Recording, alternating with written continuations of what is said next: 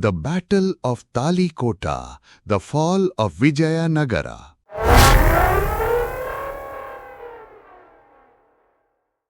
Imagine an empire, powerful, wealthy, known for these incredible cities, standing strong for centuries. Yeah. Then boom, one day, a single battle, and it all just comes crashing down. Sound like myth, almost. Right. But for the Vijayanagara Empire in South India, think Hampi, those amazing ruins you can still see. This was reality. Mm-hmm. And our sources for this dive, they take us right there. A really sharp look at the Battle of Talikota.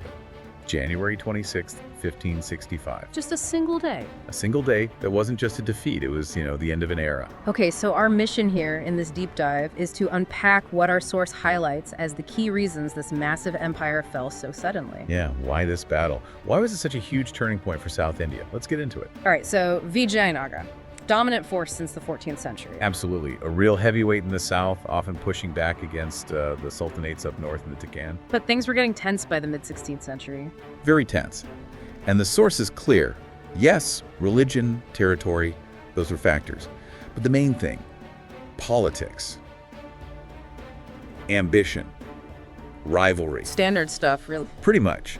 The Deccan sultanates, Bijapur, Golconda, Arnagar, those powers, they basically saw a chance. They managed to put their own fights aside, just for a bit, mind you, and formed this powerful coalition. Aimed right at Vijayanagara. Exactly, a strategic alliance. And on the Vijayanagara side, despite the power, there were cracks, right?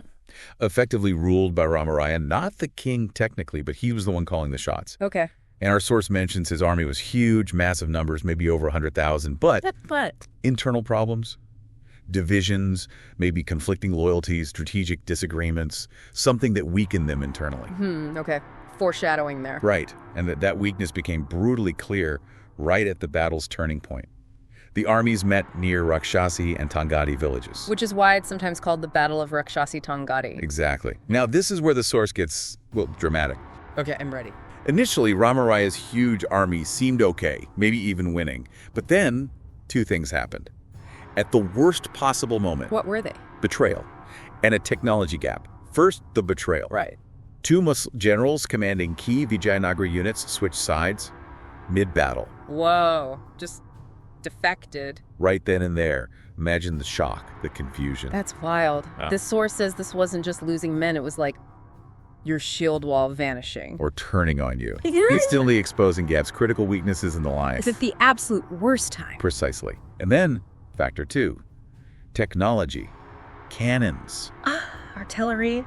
The sultanates used them effectively. Vijayanagara, for all its wealth, hadn't really kept up with that military tech. So they were outgunned. Essentially, yeah. The source suggests the coalition had this devastating firepower range that Vijayanagara just couldn't counter easily. So you've got internal weakness, then sudden betrayal, and you're facing superior firepower. It's a perfect storm. The source says in the chaos, Ramaraya, who was quite old by then, was captured. Captured? What happened? The source notes, pretty grimly, he was beheaded. Right there. His head put on display. Oh, man. That must have just shattered morale. Completely. The army just dissolved, ran. And the aftermath for Hampi, the capital? Devastating. The victors spent 6 months, the source says, looting and just systematically destroying the city. 6 months? Yeah, this incredible metropolis, center of culture, wealth, reduced to the ruins we see today. The empire itself never got its central power back. It just fragmented. Wow. So the battle's outcome was total collapse. Profound, yeah. It marks the end of Vijayanagara as the major player, the big unified Hindu kingdom down south. Yeah. Power balance in the Deccan. Totally shifted. Though you said the Sultanates' unity didn't last either.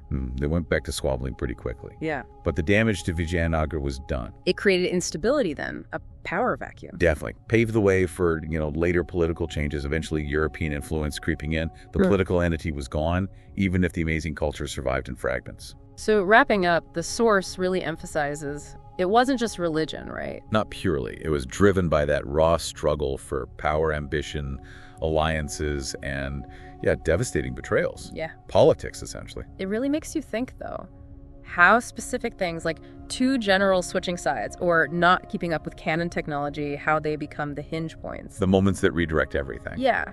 What does the fall of Vijayanagara, this dramatic collapse, tell us today about, strategy, tech, but also just human factors, loyalty, betrayal? Or a complex mix, Yeah. How power, planning, and people all interact, sometimes catastrophically. Definitely something for you, the listener, to think about.